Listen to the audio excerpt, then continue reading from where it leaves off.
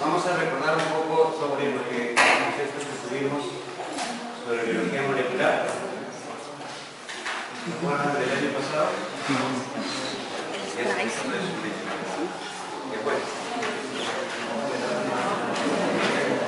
¿Cómo era el flujo de la información genética? ADN, ARN, proteínas. ADN, proteínas. transcripción, ARN y traducción a proteínas. Entonces el flujo va siempre ¿de dónde? ADN. Del genotipo hacia el Fenotipo. Eso es lo básico. Entonces, como una secuencia de nucleótidos de ADN que es transformada por transcripción a ARN y esta a una secuencia de genes. Entonces, de lo que nosotros conocemos, todo el conjunto de genes como genoma y todo el conjunto de proteínas en un organismo, el proteoma. Podemos hacer análisis a distintos niveles, análisis a nivel de genoma, a nivel de transcriptoma, porque es muy importante. Porque es muy importante el nivel del transcriptoma.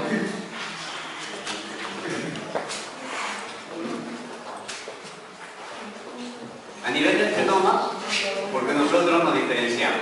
Tenemos un 1% que es diferente, ¿no? Hay un pequeño porcentaje que en realidad es muy alto, muy grande, porque nosotros sacamos el 1% de 10 a 9 pares de bases, ¿cuánto es? 10 a la 7. No, 10 a la... Digamos el 1%. 10 a la 9. 10 a la 5. Pero son 10 a las 7 variaciones como mínimo que hay entre Moncada y las críticas. Claro. Solamente hay 10 a las 7 diferencias. 10 a las 7 variaciones. Esos son los que hacen diferencia. Y obviamente nosotros podemos analizar esas variaciones. En el transcriptoma, ¿qué variaciones podemos encontrar?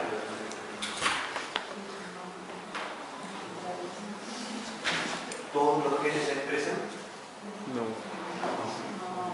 No. Entonces solamente una porción se expresará. Nunca expresa los genes para el varón y señorita para la mujer. Entonces ya hay una diferencia.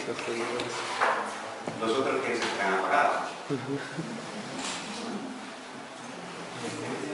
Y en el proteoma,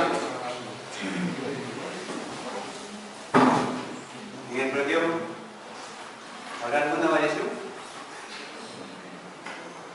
Obviamente, si se están expresando genes distintos, Proteínas distintas. veremos los RNA. El producto final, que son las proteínas, son distintos. Entonces allí vemos la diferencia. Pero, aparte de toda esa regulación propia, existe el concepto de epigenética, que es una regulación posterior. ¿Cuál es el concepto de epigenética? ¿Se acuerdan? ¿Se acuerdan?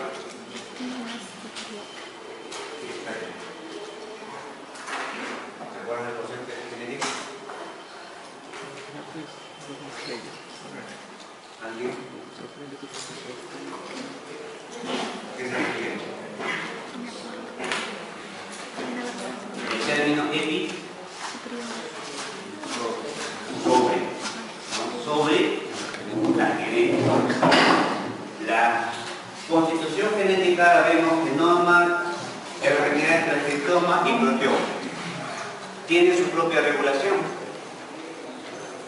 intrínseca, pero habrá algún mecanismo que pueda tener una regulación, digamos, de tipo externo, por ejemplo, sobre la genética.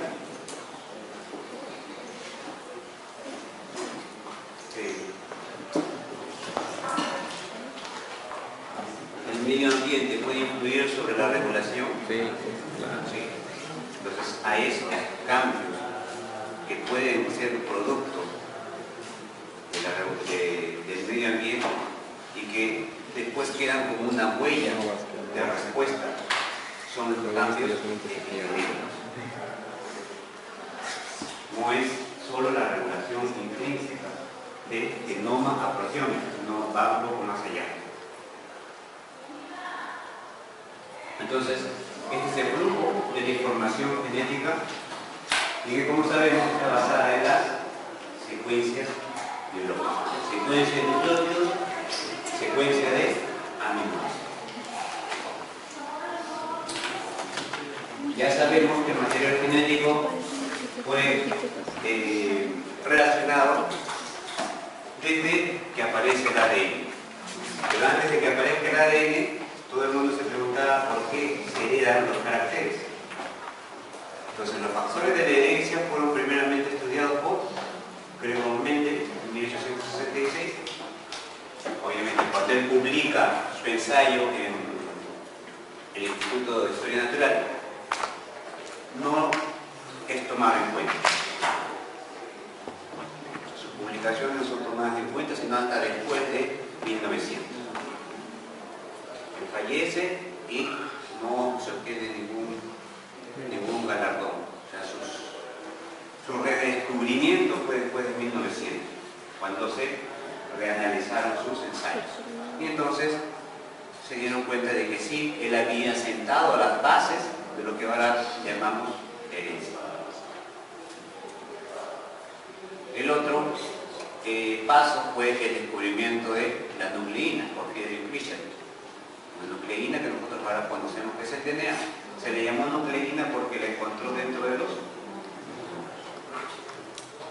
Y en 1902 se empiezan a describir errores metabólicos heredados. ¿Qué errores metabólicos? Uno que fue muy bien estudiado por Archibald Garrett, que es la alcaptonuria. Algunas personas no podían metabolizar ácidos nucleicos y tenían una orina muy cargada, por eso se denomina alcaptonuria. Entonces la orina era muy oscura. ¿Por qué tenían esa enfermedad? Archibald Garrett, esto es un error metabólico. Demostró que era un error metabólico, una deficiencia de una enzima. Y entonces la ligó a la herencia. Era hereditario, un mal congénito. Y ahora sabemos que es una enfermedad autosómica de tipo recesivo. Otro avance lo dio Walter Sutton, que ya relaciona la citología y el mendelinismo. ¿Qué observó? Mendel solo observó a gran escala cómo combinaban las flores, cómo se combinaban los aleros, los caracteres, pero no combinaba alguna parte de la célula. Quien empezó a hacer las combinaciones y ver que esa herencia del carácter desarrollado por Mendel tenía una relación con unas estructuras en la célula. ¿Con qué estructuras específicamente? Con cromosomas, ¿no? Entonces los cromosomas eran las unidades hereditarias. Eso es lo que determinó Walter Sutton. Y esta es la teoría por la cual nosotros tenemos una herencia a partir de cromosomas. Después ya vienen los análisis de qué es lo que contiene el cromosoma. ¿Qué es lo que contiene el cromosoma? Los genes. ¿En qué distancia está un gen de otro? ¿Cómo varían? ¿No? Entonces empiezan los análisis de genética de población. El cálculo de la frecuencia de aparición de una característica. Específicamente se interesaron en los desórdenes autosómicos recesivos.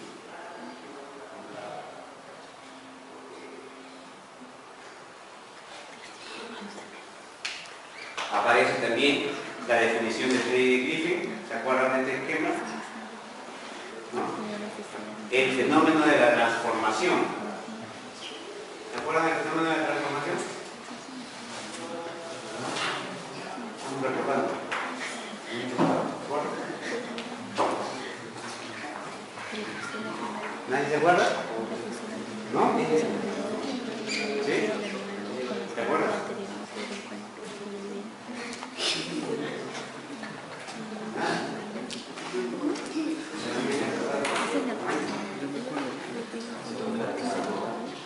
Solo pasó un año y eso olvidar. ¿Qué observó Friedrich Griffith? Observó que existía un principio transformante, basado en que cuando él inyectaba un neumococo de tipo R, un neumococo de tipo virulento, ¿qué pasaba? Ah, no, perdón, el R es la cepa rugosa, ¿cierto? Virulento. El S es el que tiene la capsideliza y este es el virulento. El R no mataba al ratón, sobrevivía. El S que tiene la capa lisa, la capsideliza, al ser inoculado al ratón moría. ¿Qué dijo? Un principio clásico es, si yo mato al organismo y lo inyecto, definitivamente el ratón debe vivir. Si matamos este organismo virulento con calor, lo inactivamos y entonces el ratón sobrevive. Es el principio para generar vacunas. ¿Y qué pasó? Si combinamos este neumococo virulento con este avirulento, ¿qué obtuvo? Se convertía en cepa virulenta. Entonces moría el ratón y cuando le hacían la necropsia al ratón encontraban que había muerto por bacterias virulentas de tipo lisa. Decían, ¿por qué apareció esta lisa si cuando yo caliento acá el ratón muere y no se infecta, no genera, no sobrevive con el calor? ¿Qué había ocurrido? Que las herbas se habían transformado en... Y ahí dejó la denominación del principio de transformación. ¿Y quién determinó que el principio de transformación era el DNA? Estos tres señores: Oswald Avery, Colin Mendel y McCarthy. ¿Qué ensayo hicieron? Tomaron ese extracto de bacterias virulentas y analizaron con diversas enzimas. Bueno, el ensayo fue más complejo, aquí se está resumiendo. Se resume con un análisis de enzimas. Si colocamos a este caldo con RNasas, ¿qué sucede? ¿Para qué son las RNasas? Para destruir el RNA. Entonces, con el RNA destruimos todos los RNA de este caldo, lo volvemos a mezclar con las bacterias rugosas avirulentas. ¿Y qué observó? Igual aparecían las virulentas. ¿Por qué? Porque el RNA no era el responsable. Le colocó proteasas. Las proteasas destruyen proteínas. Destruimos todas las proteínas, se les colocó y ¿qué pasó? Igual seguían siendo virulentas. Entonces, ni las proteínas ni el RNA son los responsables. Cuando colocó DNasas, el DNA destruye el DNA y por lo tanto no pueden transformarse las cepas virulentas y continúan siendo de forma virulenta. Entonces, este determina de que a falta de DNA no hay transformación. El DNA era el principio. Se sigue investigando, se dice que el principio transformante es el DNA, entonces hay que estudiar más el DNA.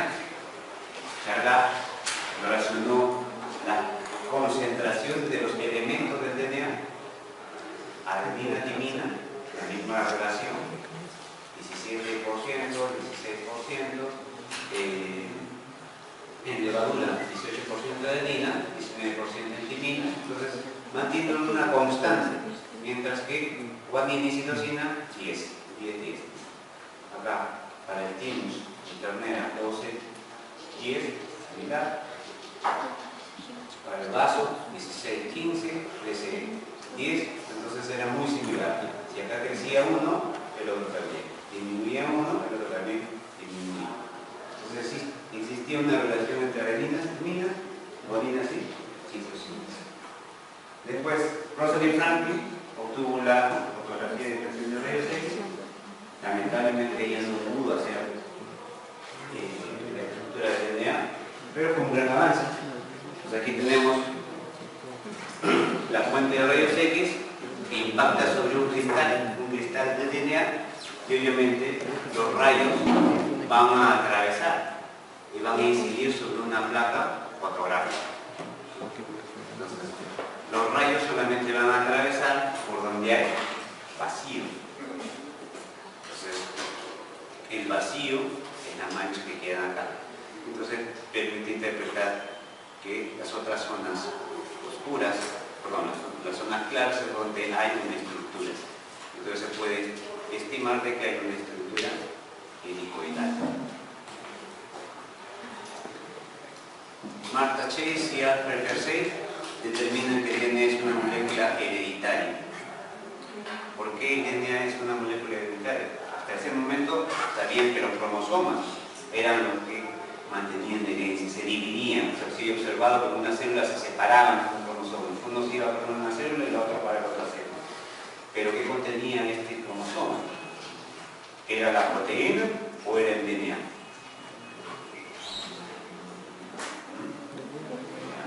Porque el cromosoma también tiene proteínas. En el caso de los eucariotes, ¿qué proteínas son? Histonas. Las histonas. Entonces ahí tenemos las histonas. Entonces, ¿eran las histonas las que causaban la herencia o era el DNA que causaba la herencia? ¿Qué observaron? Colocaron un experimento, un virus, tenía una capsid proteica, una molécula de DNA, al infectarla sobre la bacteria, es un bacteriófago sobre la bacteria, si marcábamos radiactivamente las proteínas, usábamos azufre 35.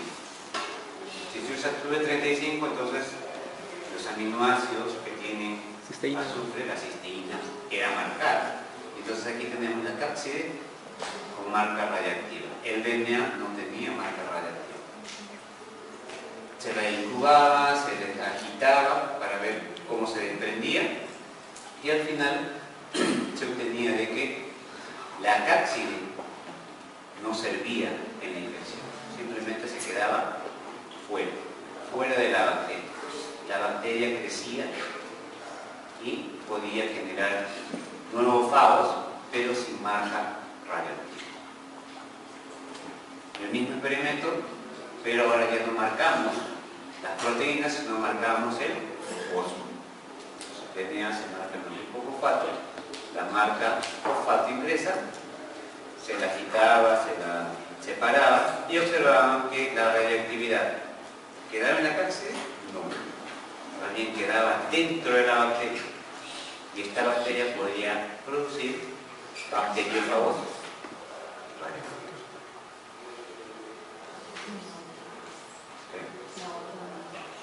La otra, la radiación queda en la cápside. Entonces ahí vemos la diferencia. Proteína queda afuera, no interviene en la infección, no es parte de la herencia. DNA queda adentro, interviene en la infección y es transmitida a los hijos, a la generación. Entonces es la molécula hereditaria.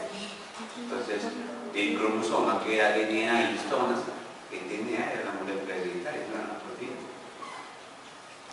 Francis Crick y Jay Watson determinaron la estructura y liquidez del DNA, que es lo que vimos en detalle el año pasado.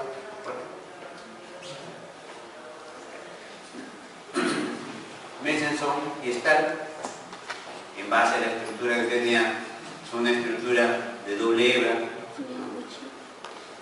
La teoría es de que puede ser de tipo conservativa, semiconservativa, ¿no? La división. Si es conservativa, quiere decir que el DNA se divide, genera dos hijas, pero el DNA original se mantiene. Esa era la duda. ¿Era conservativa o no era conservativa? ¿Era dispersa o era semiconservativa? Entonces, Mesenson y Stahl determinan de que era semiconservativo. ¿Cómo? En un medio de cultivo colocan las bacterias, las marcan con nitrógeno pesado, nitrógeno 15, ¿no? Entonces, la bacteria es crecida en nitrógeno 15, su DNA es más pesado. Si esa bacteria pesada, original, con nitrógeno 15, la llevan en un medio de cultivo, la hacen crecer en un medio de cultivo que hay nitrógeno 14, entonces lo que se espera es que progresivamente vaya cambiando su DNA pesado a un DNA más ligero, de 15 a 14. Inicialmente entonces estamos con DNA de 15.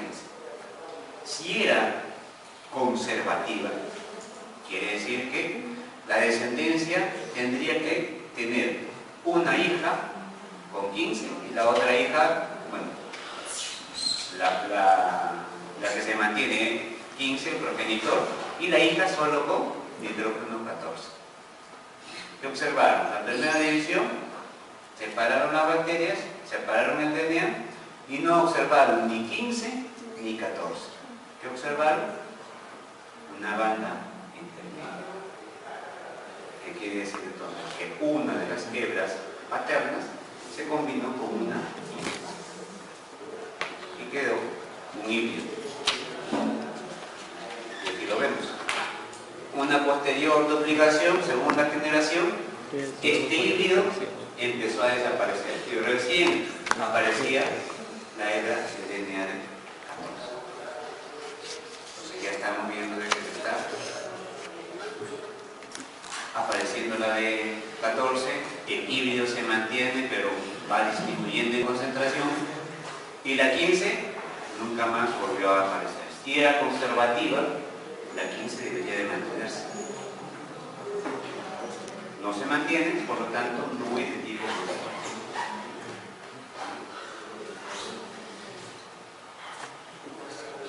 El flujo de la información. Ya sabemos que necesitamos dos procesos, la transcripción y la traducción. En el caso de los procariotes, ustedes ya saben que eso es simultáneo. ¿Por qué es simultáneo en los procariotes? ¿Se acuerdan? ¿Por qué estos dos procesos, transcripción y traducción, es simultáneo en procariotes? ¿Por qué circular? ¿Por qué circular? Circular, el DNA circular, sí, el DNA circular, pero eso no tiene nada que ver con la transcripción o traducción. ¿Por qué simultáneo? Porque están en citoplasma. ¿Sí? También puede ser. ¿Qué diferencia procariote y eucariote? La membrana nuclear. Está libre. Entonces, el DNA está libre. Entonces, en ese momento, se está produciendo la transcripción, pero también se está produciendo la traducción. No hay nada que lo separe. El RNA, digamos, nace directamente para traducción. No hay nada que le impida que se esté traduciendo al mismo tiempo. Y puede, obviamente, ser leído varias veces. Y en el eucariote, ahora sí tenemos la membrana nuclear. Y entonces aquí sí tenemos más tipos de regulaciones. Porque el DNA produce un RNA, pero este RNA producido por transcripción está listo para procesarse. No, porque se dice que es un RNA primario que tiene que procesar. ¿Se acuerdan de los procesos? Los linker adiciones. La adición del 5'K, la adición de la cola de polía y la eliminación de intrones. ¿Se acuerdan de la eliminación de los intrones? El splicing. El splicing que puede ser normal, el splicing alternativo. El alternativo es cuando un intrón puede pasar a convertirse en exón o un exón puede pasar a convertirse en un intrón. Entonces allí hay una variación genética para generar diversas proteínas a partir de un mismo gen. Y obviamente hay la regulación de cómo llevar este mensajero al citoplasma, porque en el citoplasma se va a producir la traducción.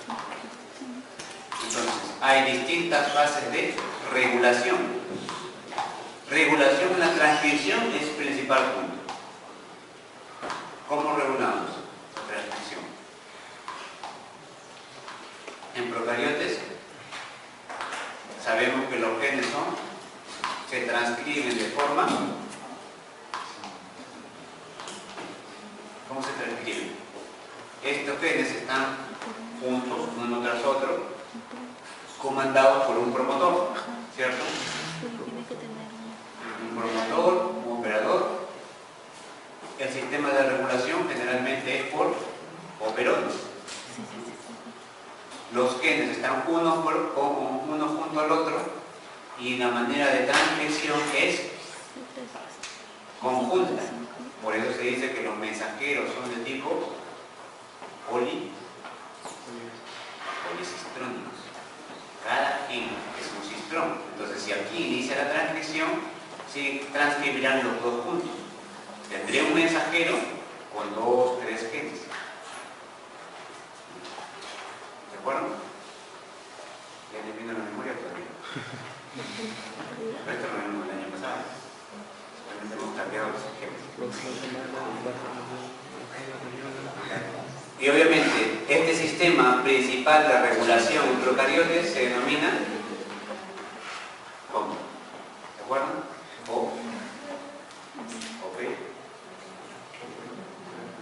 Operones. Los operones. Los operones entonces regulan generalmente el procariote, los sistemas de expresión. Y en los eucariotes,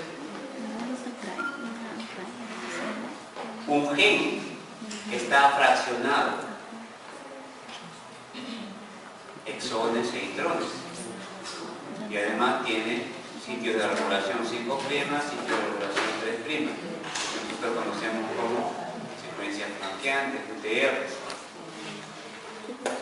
También habrá regiones de regulación mediadas por el promotor. ¿Se acuerdan del promotor? El promotor es básico. La secuencia -10 aquí es el promotor, el Rajatar, que también acá se encuentra el promotor del Rajatar. Y la expresión de los genes. El inicio de la transcripción se encuentra aquí. Se transcribe solo un gen. Por lo general en los eucariotes es un gen, un RNA.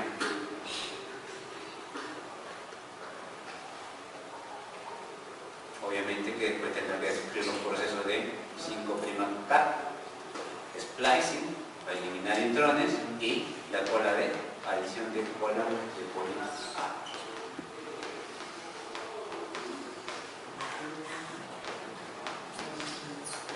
Pero ¿cómo se hace esta regulación? Están las señales. Cada una de estas regiones en el DNA es una señal, es un punto de inicio, un punto de final, un punto donde se produce el transporte para el electrón, un punto donde se tiene que reconocer el promotor, un punto donde tiene que regularse. Esos puntos, esos elementos, son los elementos denominados cis. Yo también lo vimos el año pasado. ¿Qué es un elemento cis? Un elemento cis es una secuencia de DNA que influye sobre otra secuencia de DNA. La secuencia de DNA promotor que inicia la expresión del gen está regulada por una secuencia de DNA. Entonces, esta secuencia que está más arriba o más al otro lado del DNA tiene influencia sobre un inicio de la transcripción.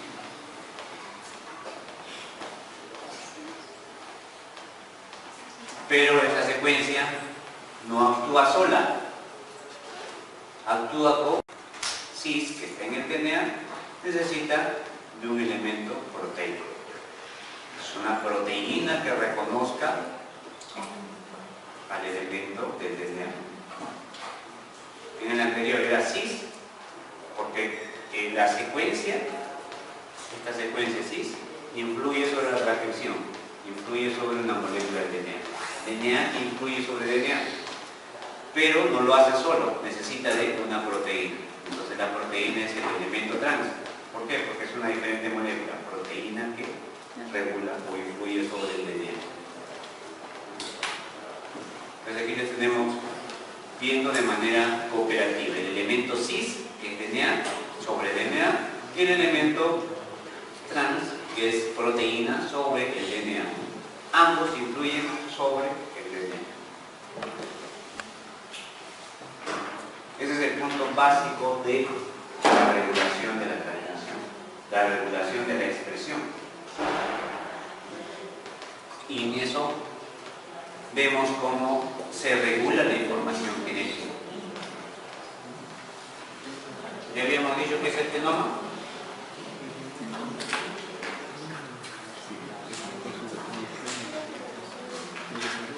¿Qué es el genoma?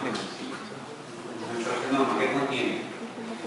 Toda la información genética, entonces toda la colección.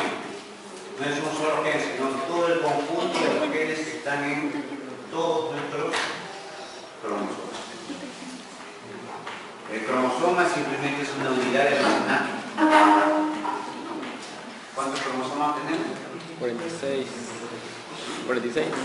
46. 46.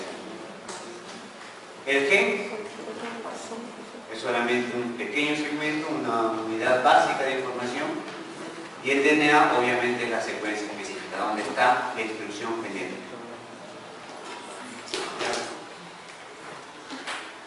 Aquí tenemos el cromosoma humano, 2 cromosomas sexuales, eso ya ustedes lo conocen, 22 pares de cromosomas autosómicos. Y aquí tenemos un cariotipo, ¿no?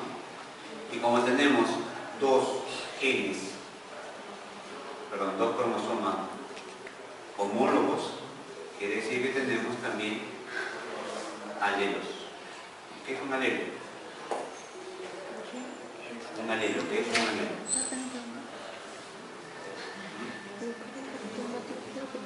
Dos genes que pueden codificar a una misma característica. Uno estará en un cromosoma y el otro estará en el otro. Por lo general, siguiendo las leyes de Mendel, uno puede ser dominante y el otro recesivo. O ambos pueden ser dominantes, que hay un codominancia. O ambos son recesivos. Eso es por lo general. Pero también existen regulaciones de tipo epigenética en las que se denomina la impronta genética. Por ejemplo, en el caso de las mujeres, ¿qué pasa? Tiene 2 cromosomas X. ¿Los dos se expresarán? No. El corpúsculo de Barr. ¿Sabes el corpúsculo de Barr? Claro, uno está Inactivo. inactivo. O segmentos de unos están inactivos. No puede expresarse ambos a la vez. Entonces es lo que denominamos la impronta o la regulación de la expresión de uno de los cromosomas. Impronta genética, ¿no? Eso no solamente ocurre aquí, sino también ocurre en algunos de los genes que tienen alguna influencia de tipo sexual.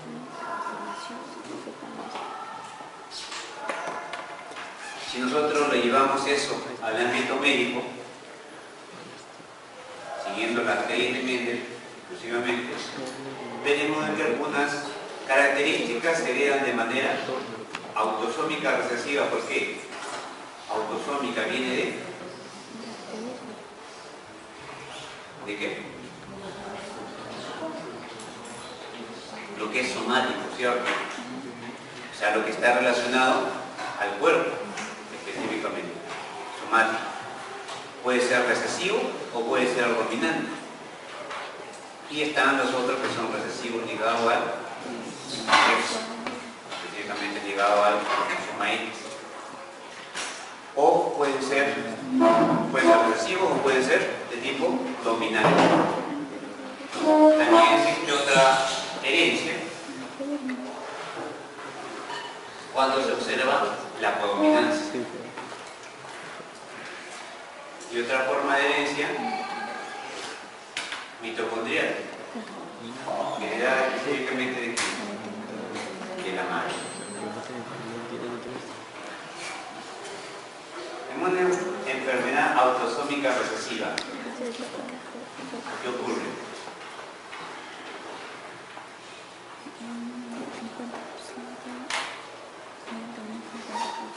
¿Qué dice? La enfermedad aparece en niños, hombres y mujeres de padres afectados que son portadores. Tiene que ver los dos para que después. No están afectados porque son portadores.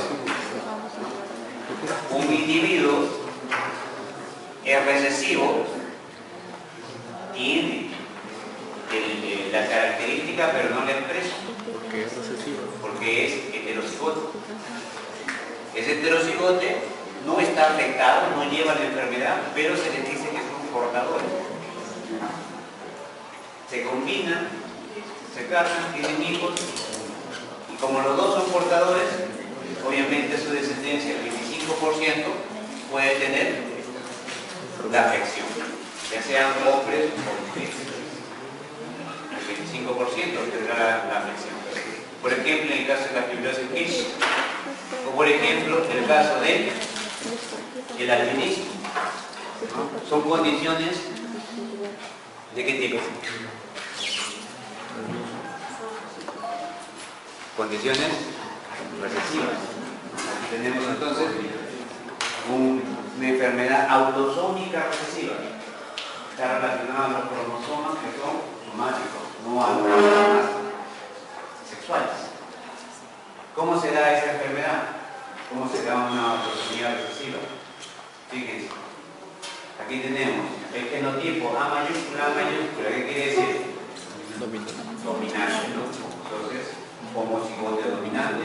Acá tenemos heterocigote, pero también el genotipo A es el dominante, entonces es el que presenta la producción. Si tenemos los dos alelos dominantes, los dos van a producir la melanina. Y al producirse la melanina, obviamente la piel es pigmentada. Cuando tenemos el genotipo heterocigote, responde a un dominio del que a dominante. Un alelo sintetiza la melanina, el otro alelo no lo sintetiza. Entonces aquí simplemente habrá una disminución, pero siempre habrá melanina. Y eso indica de que sí habrá pigmentación. En el cambio, este de acá tiene los dos alelos recesivos. Los dos alelos tienen problemas en producir melanina. No hay melanina.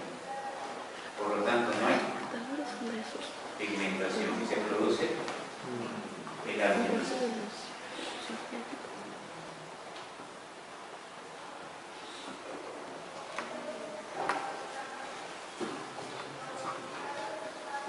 En el caso de la autosómica dominante, ¿qué pasa?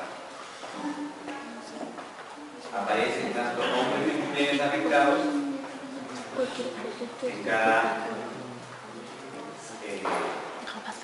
cada generación del árbol.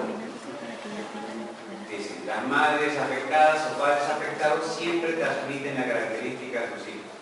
Como es dominante, pues siempre va a aparecer un individuo afectado. Aquí el 50%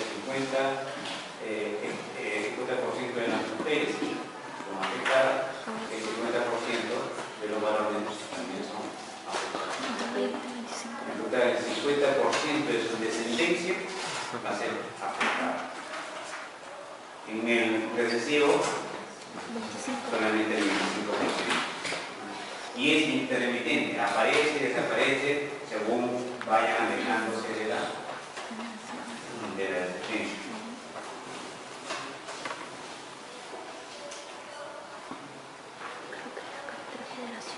La llegada al cromosoma X, obviamente aquí se tiran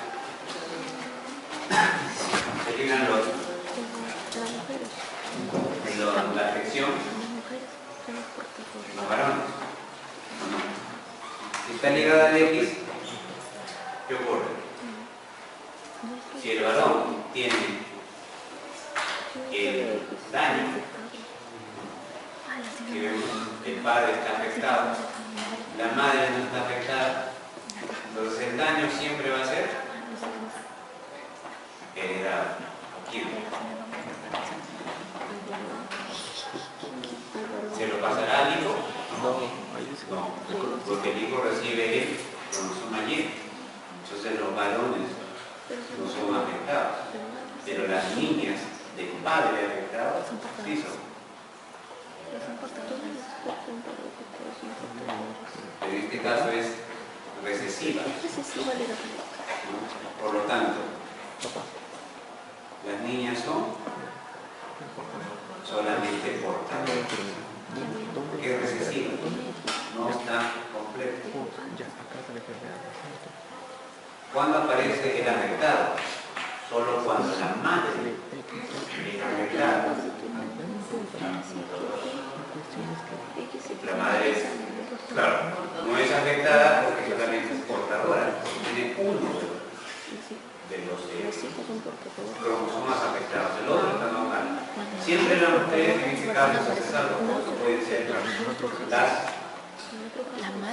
las afectadas, solamente son las portadoras.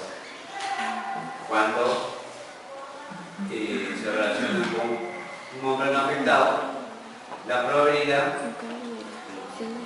25% para la, bueno, 50% de las mujeres, solamente el 25% de la portador, pero aquí ya aparece un niño afectado que ha recibido directamente el cromosoma de la madre. El que recibe el cromosoma X del padre no es afectado, pero el que recibe el cromosoma X de la madre sí es afectado. Entonces, solamente en este caso de recesividad, los hombres son los afectados, las mujeres son portadoras. En todos los casos. Portadora.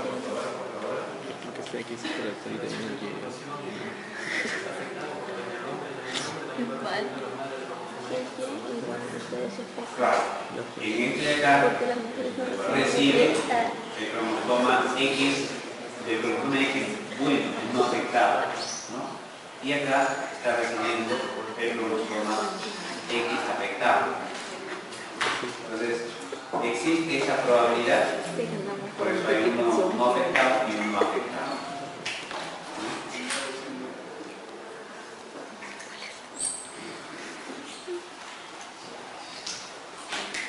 Eso es recesivo. ¿Y qué pasa en uno dominante? En uno dominante, ¿qué ocurre? Si el padre es afectado y es dominante, ya está dañado, cromosoma X, hacer otra medida que al niño, no. Los niños varones no son afectados, pero las mujeres sí serían afectadas. Aquí ya no hablamos de portadoras, sino de afectadas. ¿Por qué? Porque es dominante. Basta que solamente haya uno, el otro debe ser recesivo, entonces ya tiene la afección. Todas las niñas de este individuo afectado van a tener la enfermedad. En el caso de que la afección esté en una madre, esta niña esté afectada, ¿qué ocurre? La transmitirá a quién? a alguien, por probabilidad, como tiene dos cromosomas X, uno puede ser derivado a la mujer y otro al, bueno, uno a una mujer afectada y uno a una mujer que no es afectada. El afectado pasa aquí a esta y el no afectado pasa a esta otra. Entonces el 50% de su descendencia femenina es afectada. Y con respecto a los varones, puede donar al hijo varón el cromosoma X sano o también puede donar el cromosoma X infectado. Por lo tanto, el 50% de su descendencia masculina también es afectada. Entonces, siempre tendremos aquí el 50% de la descendencia que siempre va a ser afectada. 50%. Este es el caso del síndrome del cromosoma X frágil.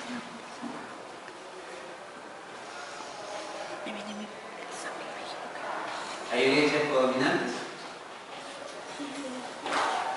Aquí tenemos el caso de los antígenos sanguíneos, los grupos sanguíneos, A, B y O. ¿Qué es lo que determina que nosotros tengamos diferentes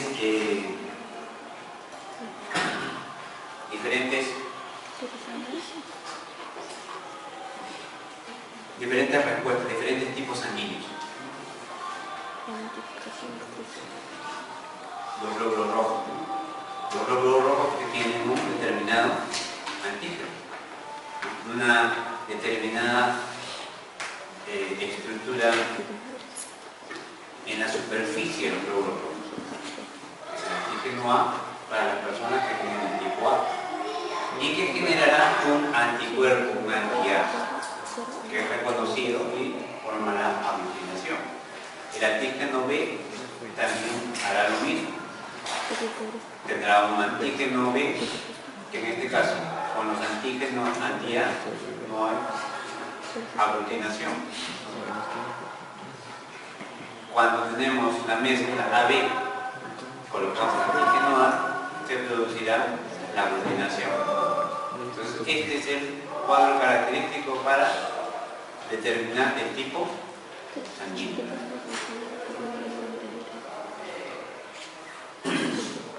Y es una herencia codominante. ¿Por qué es una herencia codominante?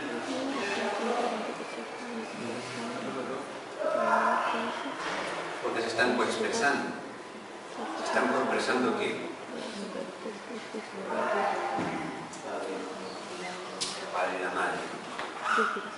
Aquí tenemos los alelos A y B producen distintas transferencias, distintos carbohidratos. El carbohidrato precursor es el responsable. Si va a tener una N-acetilglucosamina, vamos a tener el alelo de tipo A. Entonces este alelo, esta modificación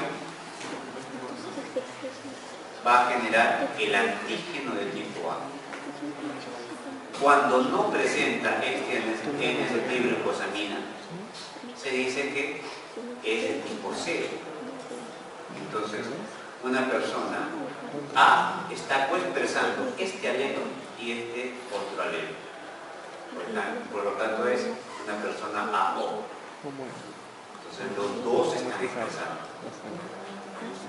Tendrá moléculas para A, moléculas para O. Cuando una persona tiene el otro gen, el alelo B, ya no coloca una N-acetilglucosamina, sino más bien coloca una galactosa. Y esa es la diferencia. Al colocar la galactosa, ya no es ni A ni O. Pero la persona tiene el alelo B y el alelo O. Por eso es la persona BO. Los dos se expresan. El A será AO, el B será BO. El A, B es el otro modelo que tenemos.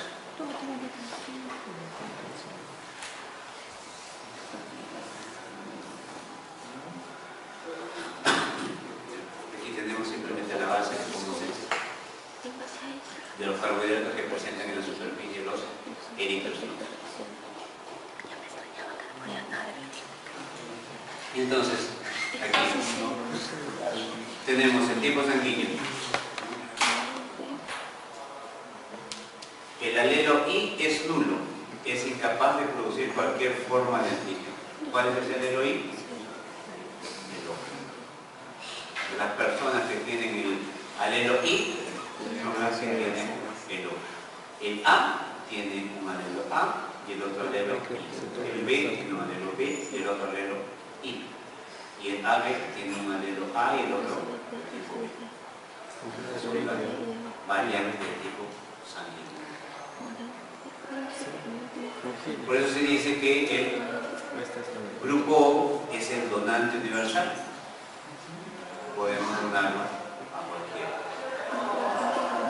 El AB es el receptor universal.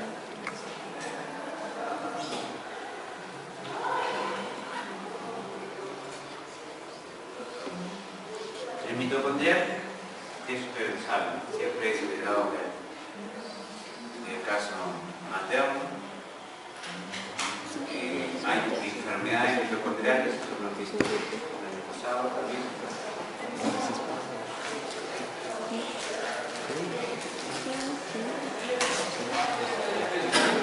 ¿Pero en qué se basan los desórdenes genéticos? Estos desórdenes genéticos, por ejemplo, tenemos un gen. ¿Qué es lo que está alterado de ese gen? Alguna mutación, ¿cierto? Algún cambio. Si se producen mutaciones en el promotor, ¿habrá cambios? ¿Habrá cambios en el gen? Estamos mutando el promotor. ¿El promotor para qué es importante? Para iniciar. Sí, sí.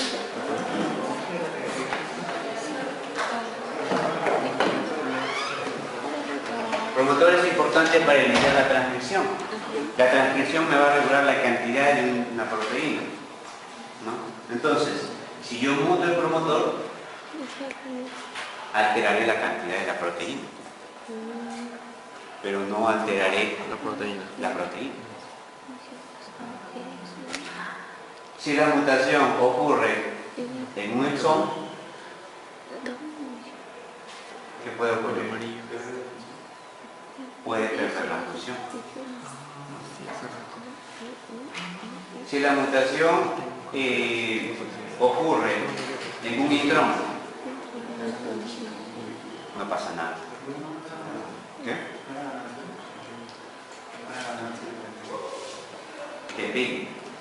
Dependerá de la mutación. Si vemos aquí la proteína, hay distintos puntos de mutación, ¿no? En el caso de la mutación 1, me dice que es nulo. ¿Por qué dice nulo? Porque si es muy importante en el promotor, de repente ese promotor ya no va a ser reconocido y no va a haber transcripción. Si llega a ser ese caso, entonces no va a haber transcripción. El gen estará allí, pero nunca se va a expresar, porque nunca va a ser reconocido el promotor. Si es que la mutación bloquea totalmente la transcripción. En el caso 2 también es nulo la presencia de la proteína. ¿Por qué? Porque estamos influyendo sobre un exón. Y el exón es importante, ¿no? Es región foránea. Aquí estamos influyendo en otro exón que calza justo en el sitio activo, ¿no? En el sitio activo, y también estamos inhibiendo la expresión. Este otro también está al final del exón. Podemos disminuir quizás la expresión, ¿no? Está muy alejado de lo que es el sitio activo que termina acá. Es externo. Podemos quizás tener una actividad menor. Y mutación en el sitio 5, muy alejado. Es débil, es silenciosa. ¿Por qué es silenciosa? Porque no afecta nada a la proteína. La mutación 6, ¿cuándo habrá una expresión nula? Está fuera, pero está en el intrón, justo en el borde. Sí, pero está en el borde del exón intrón. ¿Qué es importante? Es importante ese sitio. En el límite del intrón y el límite del exón. ¿Podría ser importante?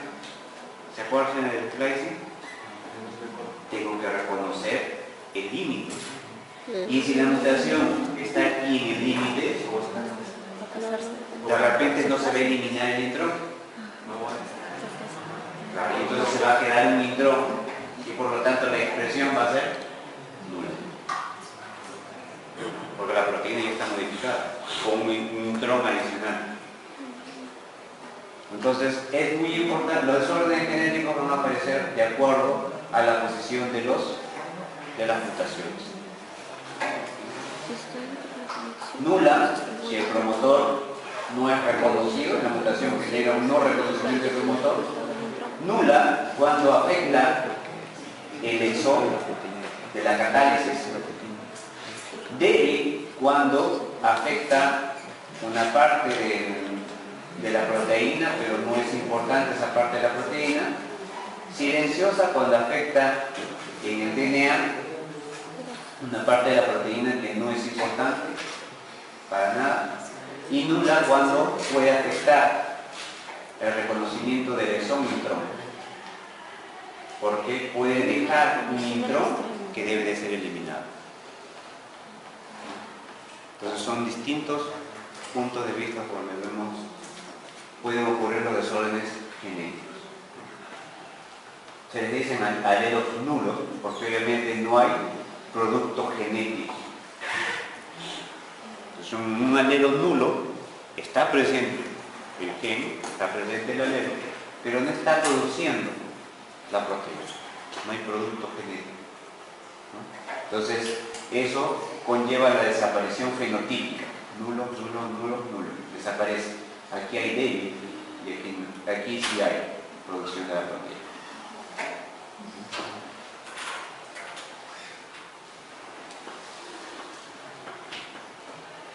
Otro caso es que las mutaciones pueden generar el alelismo múltiple.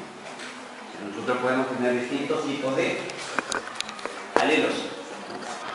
Aquí, por ejemplo, tenemos para el procesamiento de fenilalanina. Tenemos la fenilalanina hidrolasa y todas las mutaciones que se pueden encontrar. Si nosotros analizamos esta línea que corresponde, es el DNA. La parte codante es la que está en verde, la parte no codante, regulatoria, celeste. ¿Y qué nos señala? Diversos puntos que pueden estar relacionados a una mutación. Entonces, este punto es variable y puede generar diversas características. En combinación, obviamente, con los otros puntos. No es por sí sola. Entonces, podemos tener diversos mutantes alélicos.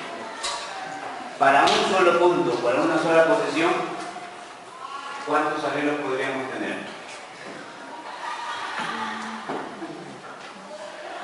¿Cuántos nucleótidos tenemos? 4. Entonces, para un solo punto en el DNA podríamos tener 4 mutantes. Pero es solamente un núcleo de combinaciones de 4, 2. Y si la relacionamos con otra, 4 en 3. Entonces empiezo a hacer las combinaciones de los posibles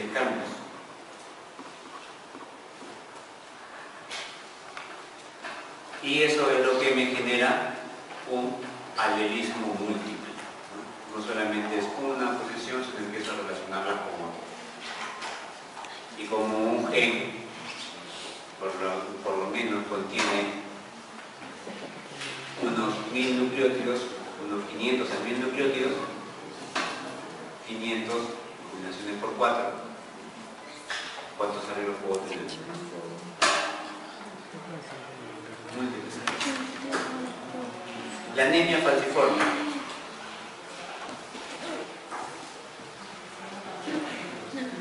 ¿A qué se refiere esto? Ya deben de haber visto, ¿no? ¿Cuál es la característica de la anemia falciforme?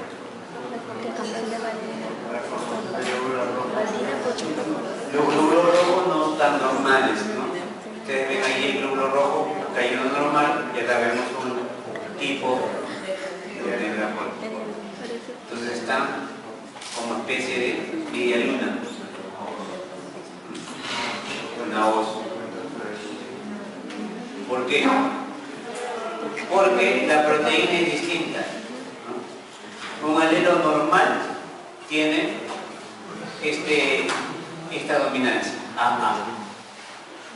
Cuando aparece el alelo de anemia falciforme en un portador, vemos de que hay dos tipos de hemoglobinas. Una responsable de la anemia falciforme y otra la normal, el portador.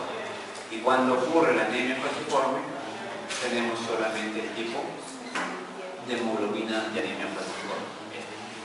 Es separado por un gen de electroforesis, las proteínas pueden separar por gen de electroforesis, y allí hacemos el diagnóstico, ¿cierto? El alelo normal hace que los glóbulos rojos no se deformen nunca. De anemia falciforme, obviamente aquí sí se están deformando, la forma de hoz, característica del luna. Y en este caso, del heterocigota, no se produce anemia, pero sí hay un ligero daño porque el oxígeno no llega en condiciones normales, ¿no? Entonces hay una ligera afección. Este es característico ¿en qué regiones?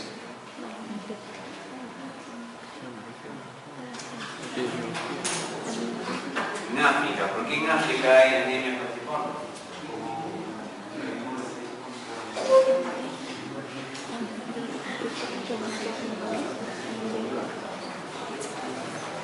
¿Se acuerdan? ¿Por qué en África?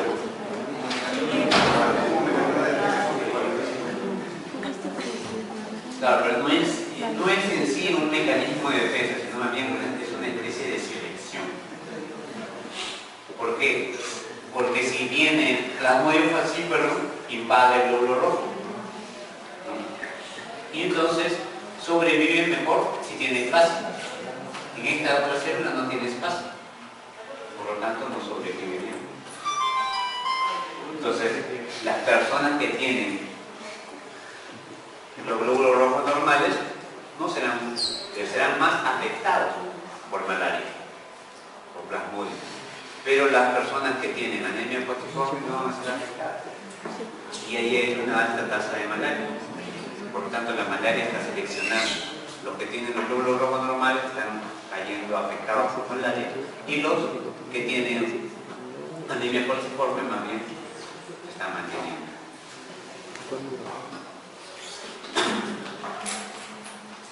El diagnóstico genético. ¿Podemos hacer el diagnóstico genético? Sí. Ya hay distintos tipos de enfermedades genéticas cuando son de un solo gen. Podemos determinarla, es más fácil, ¿no? Hay enfermedades genéticas relacionadas a los cromosomas. Es distinto. ¿Cuándo se producen estas anormalidades cromosómicas? Generalmente en el proceso de la separación de los cromosomas, ¿no? En el proceso de la mitosis, las divisiones de la célula. En ese proceso es probable que alguno de los cromosomas se desplace junto con el otro, entonces aparece una trisomía o aparece la ausencia de un cromosoma. O que se partan los cromosomas y que se pierda un brazo del cromosoma. Este es el valor estimado en una población por 1000 personas. Otros desórdenes comunes, también hay de 7 a 10 en 1000 personas. Malformaciones congénitas son las más frecuentes.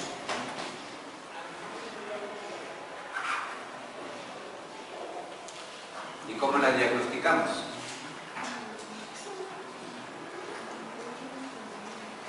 Tipos de enfermedades genéticas. Cuando es un gen único, generalmente vemos la relación mendeliana de la característica. Vemos el patrón hereditario y vemos si hay riesgo de la familia. Simplemente seguimos la característica. El problema es cuando una enfermedad genética empieza a ser multifactorial. No es solamente un gen. Entonces, no podemos definir cuál es el patrón hereditario.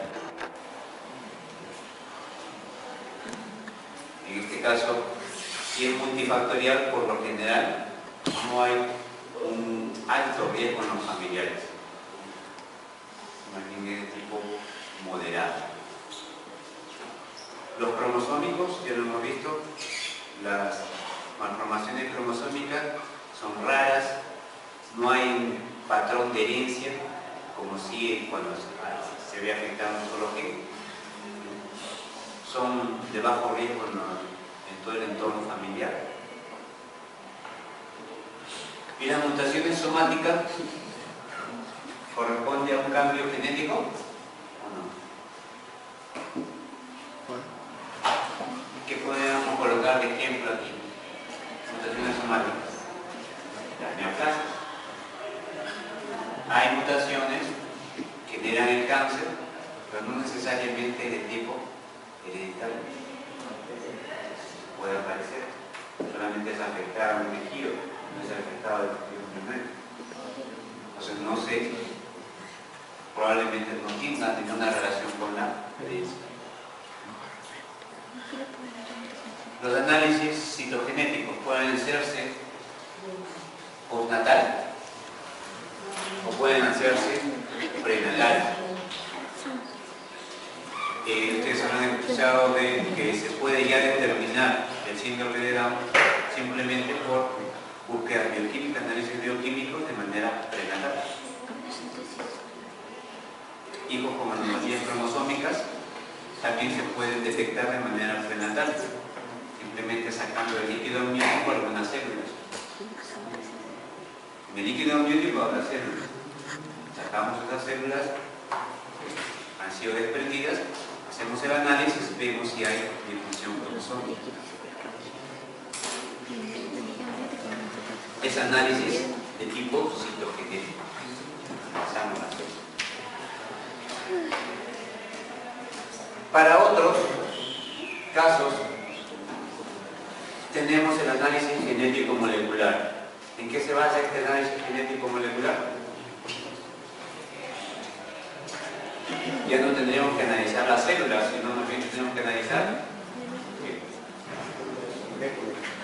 las moléculas. El gen específico para una determinada enfermedad. Para fibrosis cística sabemos que hay un gen específico. Para la enfermedad del distrofia muscular de Duchenne también. Cada uno de estos ya se encuentra con un patrón específico de mutación que se puede analizar en un kit de diagnóstico molecular. Un kit de diagnóstico molecular, como por ejemplo el PCR. La estructura genómica. Vamos a ver un poco la estructura genómica, cómo es analizar.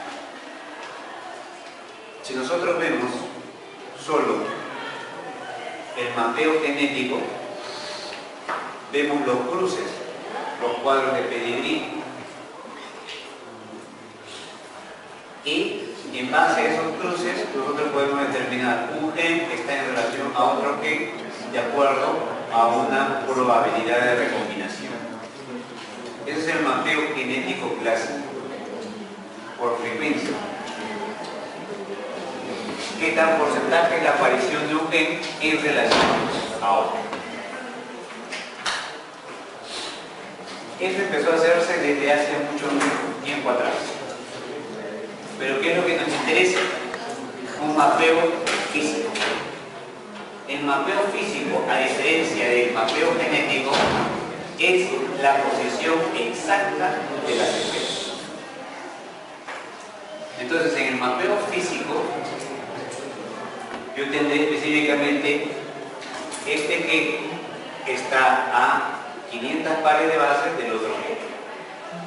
En el mapeo genético, yo diré, este gen está a 0.5 unidades de recombinación en relación a este otro gen.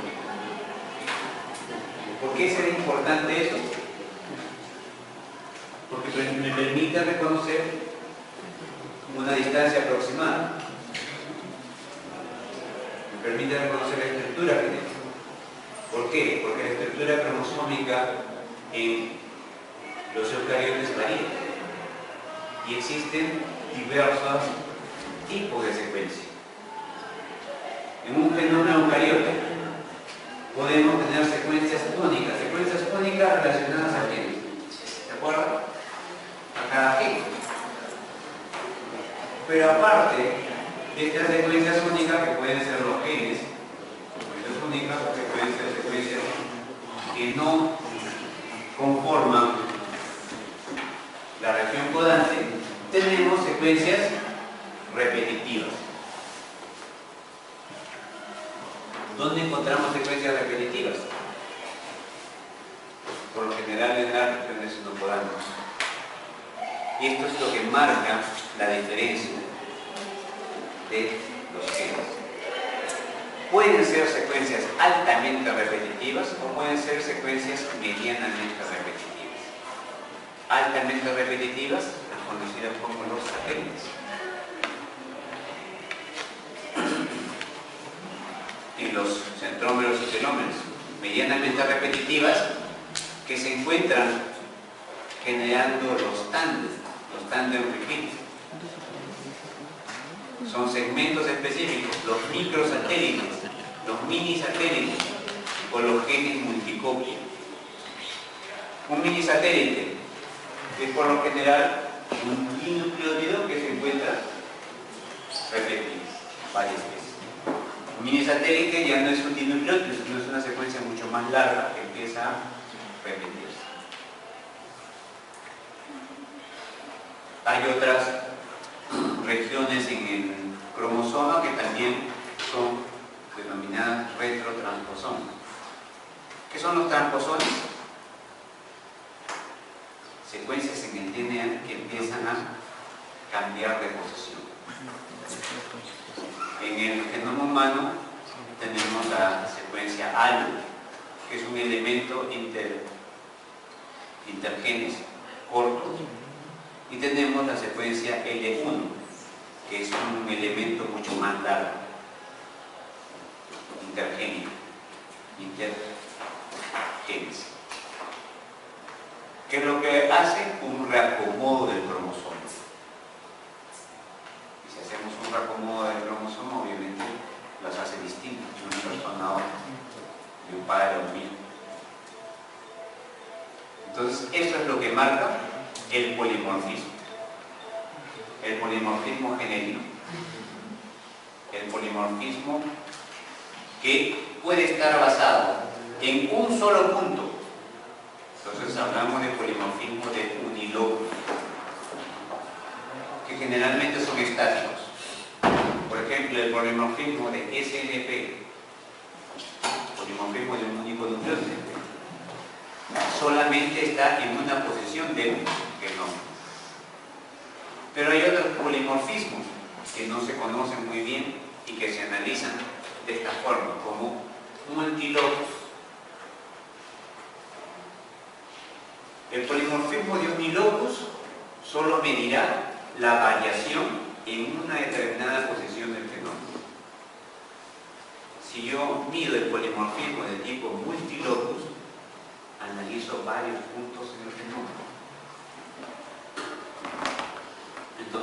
me permite hacer un análisis completo y un análisis filogenético de todo el mundo.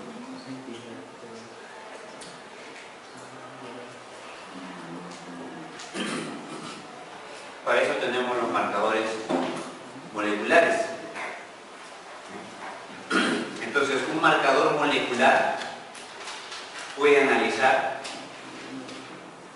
unilocos, un solo locus, o puede analizar múltiples locus.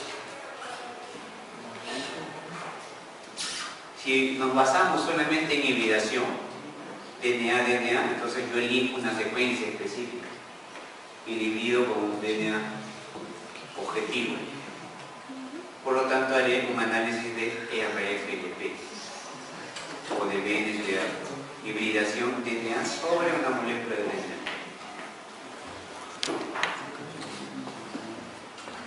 Podría ser de tipo unilocus, porque yo estoy eligiendo un fragmento específico de análisis. Basados en PCR, el primer por lo general siempre se ubica en una región específica, entonces yo voy a analizar un unilocus, una sola posición con primers específicos.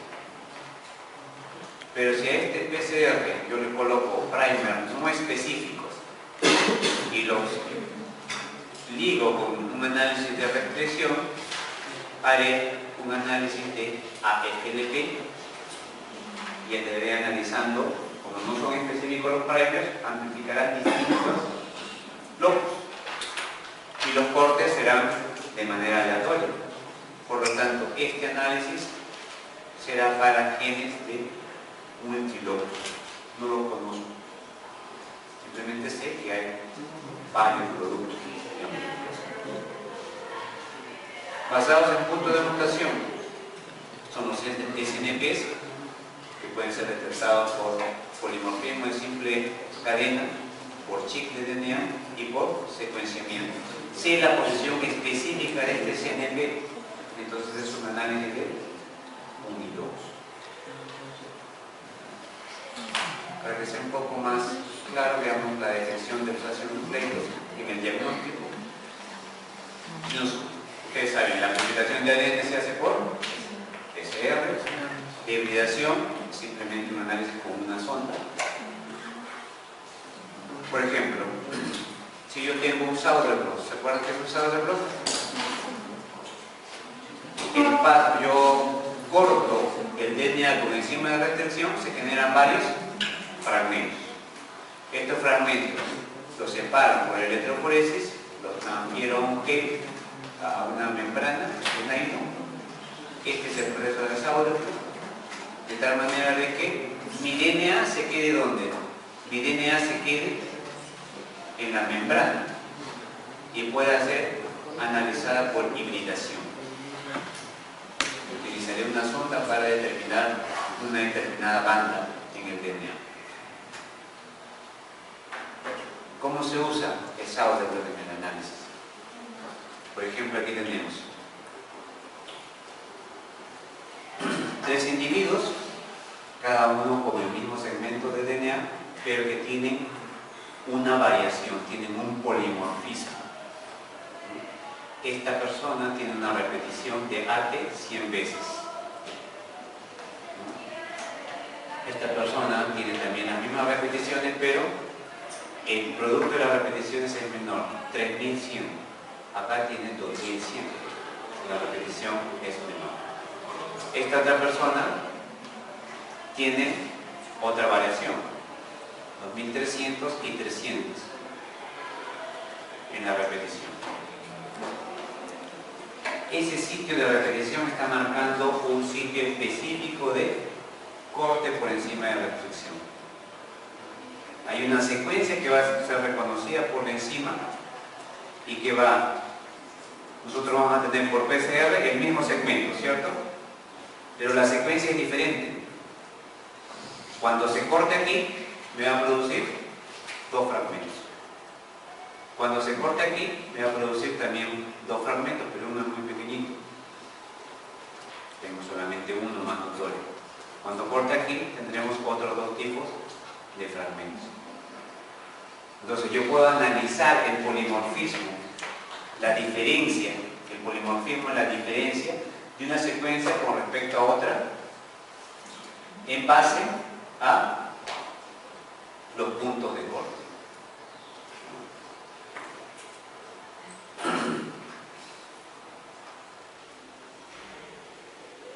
Hibridación. También me permitirá analizar polimorfismo. Sí, utilizaré unas ondas marcadores fluorescentes que me permiten el análisis in situ, la variación que puede estar presente dentro de un cromosoma. Es lo que se denomina el análisis en Fish. El análisis en Fish está siendo cambiado por el análisis PNA-Fish. ¿Por qué? PNA-Fish es el reemplazo del ácido nucleico. Yo no estoy utilizando una sonda de ácido nucleico, sino más bien una sonda de tipo peptídica. Es una molécula nueva que es un híbrido de péptido y ácido nucleico. ¿Por qué será el híbrido de péptido? Una molécula normal de DNA es nucleótido de la cadena fósforo, azúcar, ¿cierto? En el PNA, ¿qué vemos? La estructura se mantiene porque mantengo la base. La base nitrogenada está aquí: adenina, adenina, citosina, citosina, timina, timina. Lo que estoy cambiando es el esqueleto fósforo-carbono. ¿Por qué lo he cambiado? Lo he cambiado por un esqueleto de forma amino, carboxilo. Entonces este es como si fuese un péptido que está unido a la misma base nitrogenada. Mantiene la estructura. ¿Qué facilidad me da? Que cuando hibride, en el caso de la hibridación con una molécula de DNA normal, las bandas negativas, las cargas negativas generalmente repelen. Eso dificulta un poco la hibridación. En el caso de usar esta molécula PNA, ¿hay cargas negativas que se repelen? No, porque esta es una carga de grupos aminos. Entonces no hay esa repulsión. Entonces la hibridación de las bases nitrogenadas es mucho más específica, mucho más fuerte.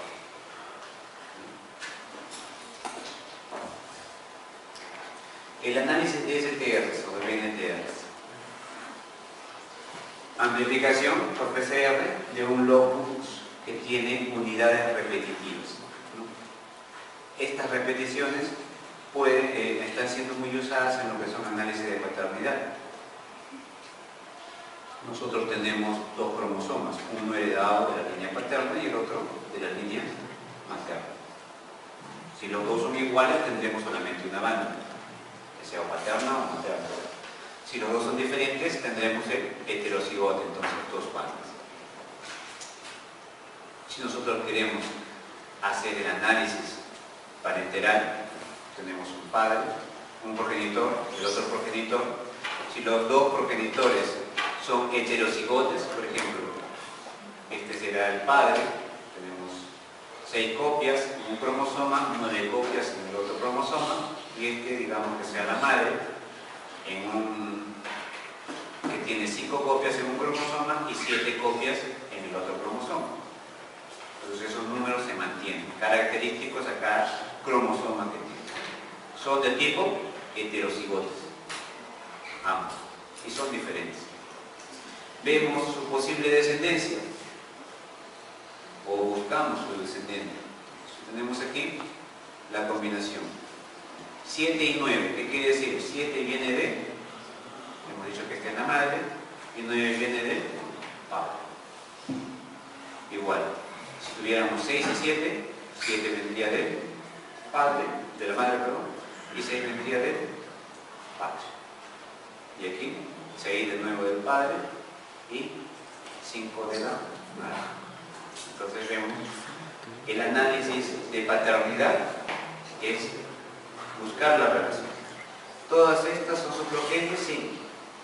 Aquí tenemos el padre, la madre, y siempre los hijos siempre van a tener uno de la madre y uno del padre.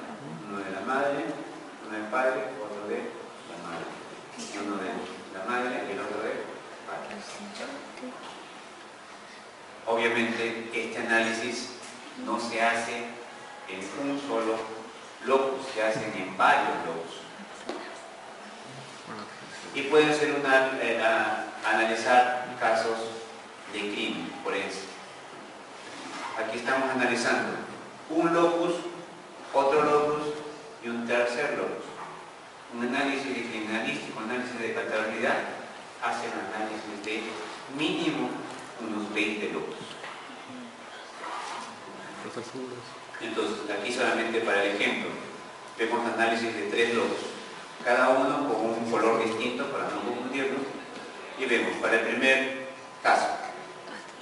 Hay 3 individuos relacionados a una muestra forense que se encontraba en por ejemplo, en una violación. Aquí tenemos la muestra F, que es la muestra forense. Este es el patrón que corresponde encontrado en una violación. Y analizamos 3 posibles sospechosos. ¿Cuál es el individuo causante de la violación? El A puede ser, tiene el mismo, ¿no? Tiene el mismo locus. El B puede ser, el locus 2. El locus 2 dice que no es, porque aquí cambia. El locus 3 dice que tampoco es, tiene aquí el mismo, pero este otro alelo desapareció. El individuo B, el locus A dice que puede ser. El locus B también dice que puede ser. Ahí están los dos alelos, El locus C también dice que es el individuo que estuvo presente. Porque el individuo C, el locus A es distinto en la escena de crimen. El locus B también es distinto y el locus C tiene una pequeña similitud. Entonces, el individuo B es el que estuvo presente en este crimen. Como les digo, no es un análisis de 3 locus, es un análisis de como mínimo 20 locus que se tienen que hacer. Obviamente, el análisis se hace más fácil si tenemos este equipo que solamente mide picos. Cada banda representa un pico y cada análisis puede hacerse varias veces. Por ejemplo, aquí el mismo color para melogenina estoy utilizando para un locus, para otro locus y para otro locus. Entonces acá tengo 1, 2, 3 locus analizando con el mismo color. Para el azul también, un locus, 2 locus, 3 locus. Para el negro, 1, 2, 3. Si son 3 colores con 3 locus, tengo aquí un análisis de 9 locus. Estoy analizando. La melogenina es un marcador para saber si la muestra es humana. Entonces la muestra que se está usando, humana. Esta es la que estuvo en una escena de crimen, el sospechoso 1, el sospechoso 2, y observamos. El primer locus verde aparece aquí, y también, aquí no aparece. El locus azul también aparece. Entonces, el sospechoso 1 aparentemente está causando. Aquí también está presente el otro locus. Aquí es diferente el locus. El sospechoso, para este otro locus, también está igual. Aquí también está igual. Está presente y presente. Entonces el match es perfecto con el sospechoso 1. Por lo tanto, el sospechoso 1 es el responsable del cultivo. ¿Qué son los SNPs?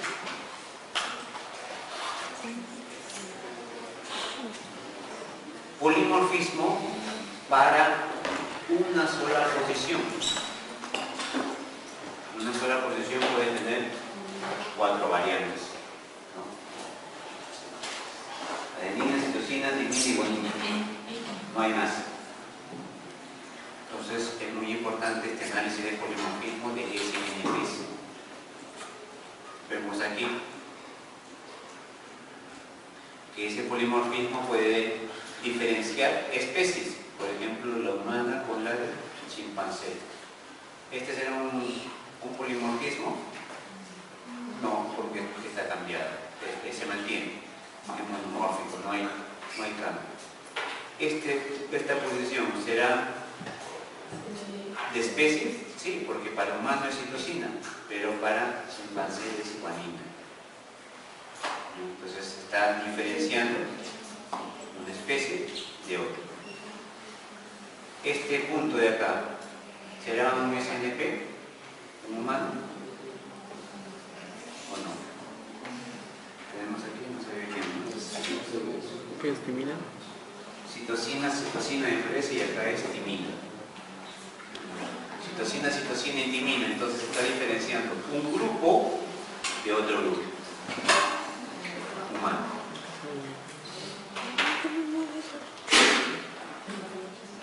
Este está diferenciando a todas las especies.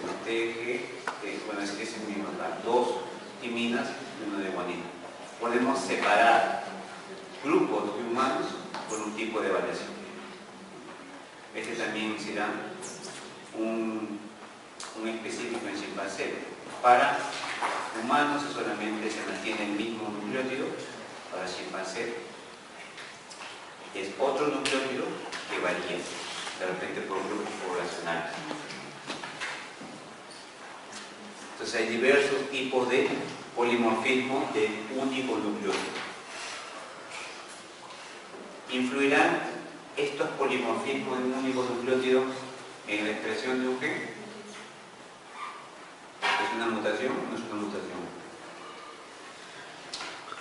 Igual, si ocurre en el promotor, no. Y si el promotor no se reconoce, no se puede expresar la proteína. Si se encuentra dentro de un intrón, no importa. Si se encuentra en el exón, sí importa, porque va a quedar en la proteína, en el campo de la proteína. Entonces, ¿qué SNP son más importantes? Los que están en los exones.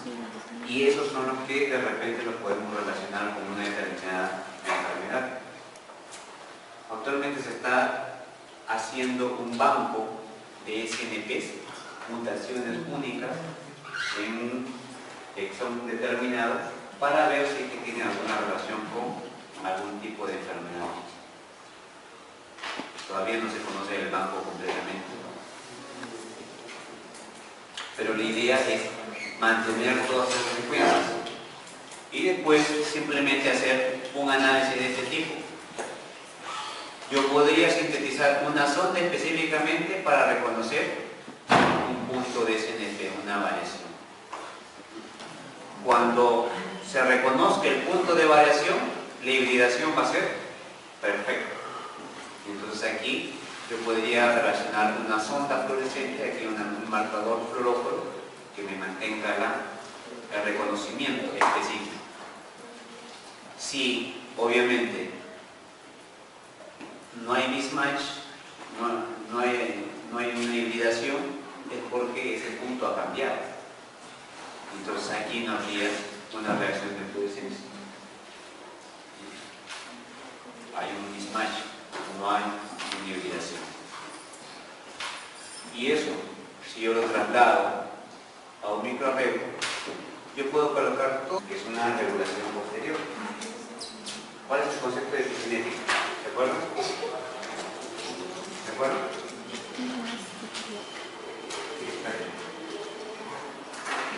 ¿De acuerdo el concepto de epigenética? ¿Alguien? ¿Qué es epigenética? El término epi, sobre la genética. La constitución genética la vemos que normal, heterogeneidad transcriptoma y proteoma. Tienen su propia regulación intrínseca, pero habrá algún mecanismo que pueda tener una regulación, digamos, de tipo externo, porque esto es sobre la genética.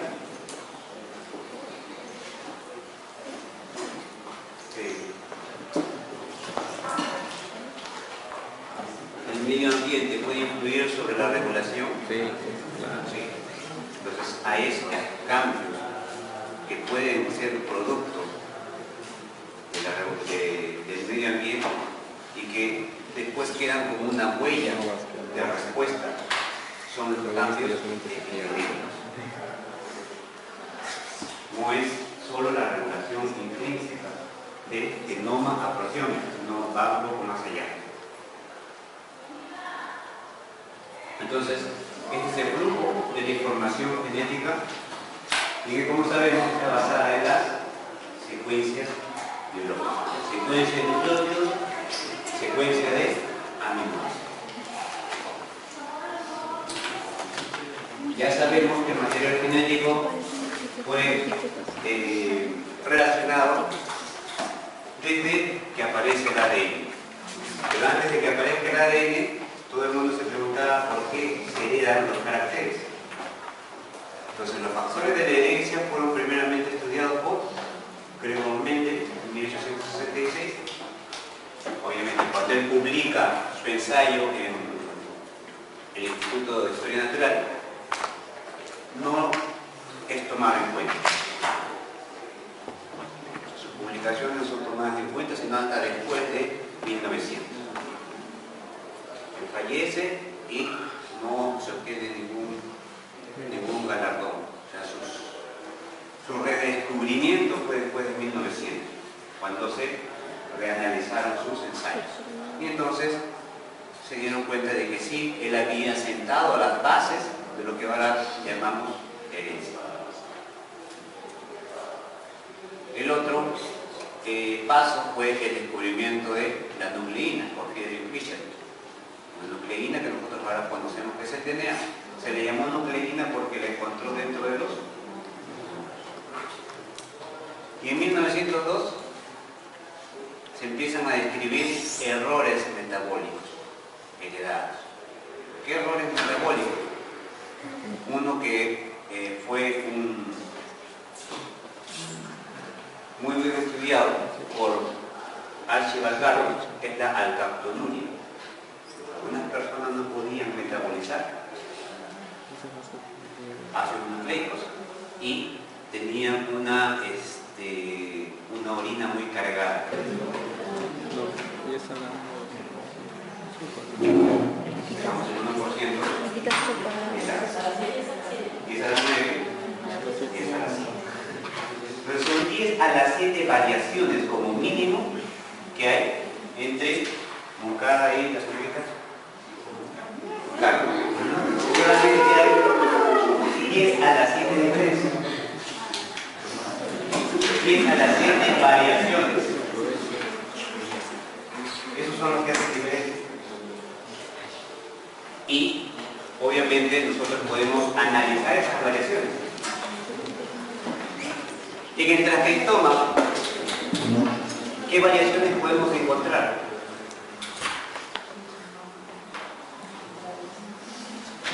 ¿Todos los genes se expresan? No. No. Entonces solamente una porción se expresará. Nunca expresa los genes para el varón, sí, señorita, para la mujer. Entonces ya hay una diferencia. Los otros genes están apagados. Y en el proteoma,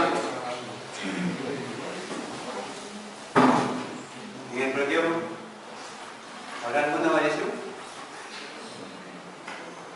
Obviamente, si se están expresando genes distintos, Proteínas distintas. veremos los RNAs y el producto final, que son las proteínas, son distintos. Entonces allí vemos la diferencia. Pero, aparte de toda esa regulación propia, existe el concepto de epigenética.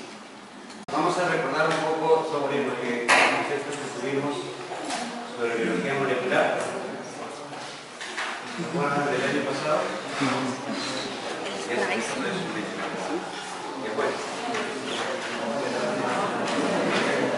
¿Cómo era el flujo de la información genética? ADN, ARN, proteínas. ADN, ARN, proteínas. transcripción, ARN y traducción a proteínas. Entonces el flujo va siempre ¿de dónde? ADN. Del genocidio hacia el Fenotipo. fenotipo. Eso es lo básico. Entonces, como una secuencia de nucleótidos de ADN que es transformada por transcripción a ARN y esta a una secuencia de genes. Entonces, de lo que nosotros conocemos, todo el conjunto de genes como genoma y todo el conjunto de proteínas en un organismo, explosión. Podemos hacer análisis a distintos niveles, análisis a nivel de genoma, a nivel de transcriptoma, porque es muy importante. Porque es muy importante a nivel del transcriptoma.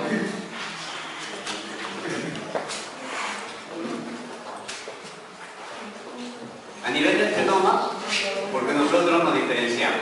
Tenemos un 1% que es diferencia, ¿no? Hay un pequeño porcentaje que en realidad es muy alto, muy grande, porque nosotros sacamos el 1% de 10 a 9 pares de bases, ¿cuánto es? 10 a la 7. Pero se denomina alcoholemia. Entonces la orina era muy oscura. ¿Por qué tenían esa enfermedad? Archibald que esto es un error metabólico. Demostró que era un error metabólico, una deficiencia de una enzima. Y entonces la ligó a la herencia, ¿no? Era hereditario, un mal congénito, y ahora sabemos que es una enfermedad autosómica de tipo recesivo.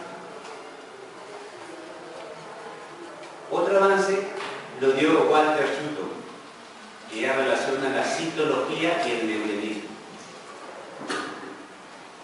¿Qué observó? Mendel solo observó a gran escala cómo combinaban las flores, cómo se combinaban los aleros, los caracteres, pero no combinaba alguna parte de la célula. Quien empezó a hacer las combinaciones y ver que esa herencia del carácter desarrollado por Mendel tenía una relación con unas estructuras en la célula. ¿Con qué estructuras específicamente? Con cromosomas, ¿no? Entonces los cromosomas eran las unidades hereditarias. Eso es lo que determinó Walter Sutton.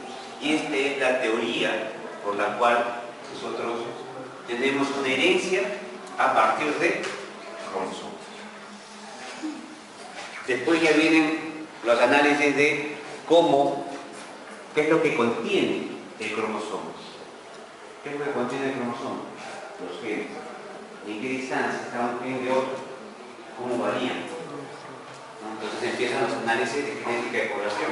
El cálculo de la frecuencia de aparición